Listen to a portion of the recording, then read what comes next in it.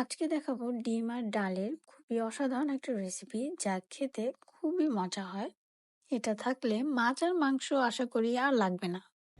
আগে থেকে 1 কাপ মসুরির ডাল আর 1 কাপ মুগ ডাল আমরা ধুয়ে আধা ঘন্টা ভিজিয়ে রেখেছিলাম। এখন সেই ডালগুলো একটা প্যানের মধ্যে নিয়ে নিচ্ছি।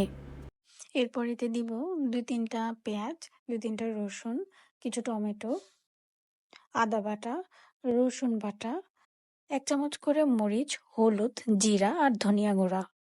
তারপর দিব 3 থেকে 4 টেবিল চামচ কুকিং অয়েল। 3-4টা কাঁচামরিচ দিয়ে নেব।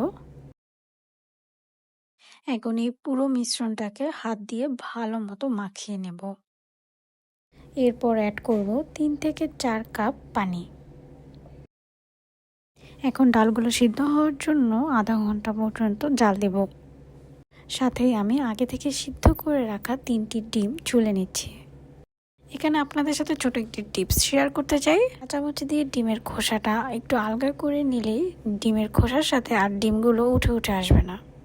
খুবই পারফেক্টলি ডিমগুলো ছুলে ফেলতে পারবেন।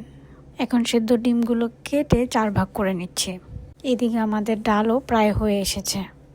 এখন ডিমগুলো ভুনা করার জন্য আমরা একটা পাত্রে নিয়ে নিচ্ছি তেল।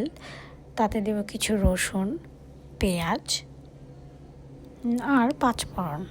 মিশ্রণটি বাদামি হওয়া পর্যন্ত অপেক্ষা করব। তারপর এতে দিব 1 চামচ মরিচ, হলুদ আর জিরা গুঁড়া। একটু পানি দিয়ে মশলাটা ভালো মতো কষিয়ে নেব। মশলা কষানো হয়ে গেলে এরপর এতে দিয়ে দিব আমাদের কেটে রাখা ডিমগুলো। এই ভুনা করা ডিমটি আমাদের ডালে যোগ করে দিলেই তৈরি হয়ে যাবে আমাদের মজাদার ডিম ডালের রেসিপি। আমাদের রেসিপি ডান। এখন আপনারা বাসায় ট্রাই করতে ভুলবেন না।